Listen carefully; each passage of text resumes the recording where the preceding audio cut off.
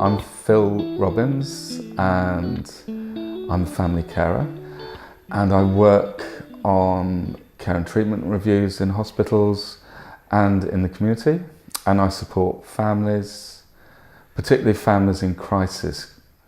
As a family carer, I've got a son who's now 24 and he's living out in supported living, and he moved out nearly 2 years ago.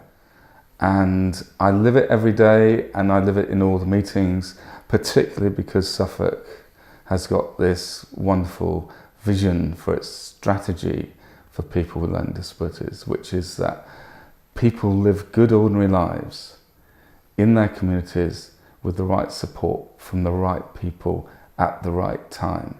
And we have a test, which is for any decision that's being made about a person, does this decision move the person closer to the vision or move them away from fulfilling that vision? Yes, it's about the support that the family get and also all the clinicians. So what it does as a vision is ask everyone to work together.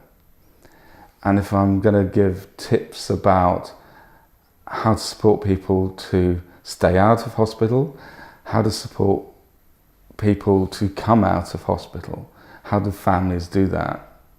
How do we take our emotion and our love into those environments and make it work? Yeah, so the right support from the right people at the right time for all of us and the person. There's this quote from Hilda, who's our president of ACE, that she was in a long stay institution, and now she comes out with the most wonderful comments in the middle of meetings, which just everyone just goes quiet because a person has spoken. A person with learning disabilities has spoken something so clearly that everyone can see what to do suddenly. It's not rocket science. And that's what the vision so captures. The right support from the right people at the right time. How do we all engage in this amazingly human thing, where human beings are being the best we can be? We're not just making widgets or cars or pencils really well. We're actually supporting other human beings to live full lives. And my experience is that people, like my son, draw and evoke the best qualities in other human beings when they're given the chance. They evoke generosity, courage, decency, and a joy in the world. When someone, it's like with my son, when he's having a really good time, everyone's having a good time. It's like this golden energy floods out. So his team really enjoy their work, despite, I'd say, I would put the hourly rate up for support workers. I think they're the most important people in the world. My son is using exotic communication, which is a way of reframing challenging behaviour. What is a person saying? That is when he's at risk.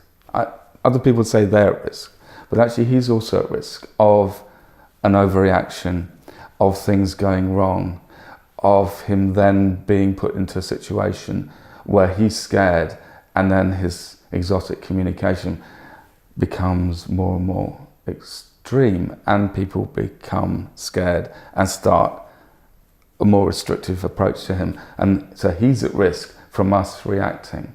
And that's a big risk. And so for him, for that not to happen, people really need to know him. They need to be able to do his dance. And the way that my son moved out from home with an advocate for him to make sure that that was right. And we actually had an advocate supporting us to look at all the options, because sometimes you can't see what you're swimming in. And that really worked fabulously. Families can just not see what they're doing and do the wrong things by someone. But if it's an assumption that that's what they're doing, you miss the love, you miss the engagement, you miss the knowledge, the deep intelligence about the young person. And when you miss that, you miss what a truly personalised approach to them is going to be. And then you meet these parents who are difficult, or what they've been doing is fighting for their young person. And I don't see anything wrong with that. I do see something wrong with the context which makes us challenge and fight. So it's much better if, as parents and family members, we can engage with the whole team around a person, the clinical teams, the social work teams, to see just openly what is going to be the best approach. Use all the person-centered tools because they bring clarity. They're not woolly. What is a good ordinary life for this person is not a woolly question, but it's a way of looking at housing, at their human rights and their information. It's a way of looking at how do they have friends and pets, how do they have leisure, how do they get to work, how do they get to have work, and how do they get support, and what support do they need. So here's a young person going to a fast food network that had a buy one, get one free, and they wanted to get the one that was free, and they didn't get the other bit so they went in for the free one and asked for it. That wasn't acceptable by that outlet, but the refusal was also not acceptable for that person, and it ended up with that person going to prison and then going to a hospital. And when I did a care and treatment review, they'd been there for 12 years. But you can see places where, if only that hadn't happened, if someone had had support there, if the community had just stepped back a bit and the people around the person were really skilled in preempting, that person would not be in that place, and they'd be living a good ordinary life, and they would not be in a very, very expensive, secure hospital.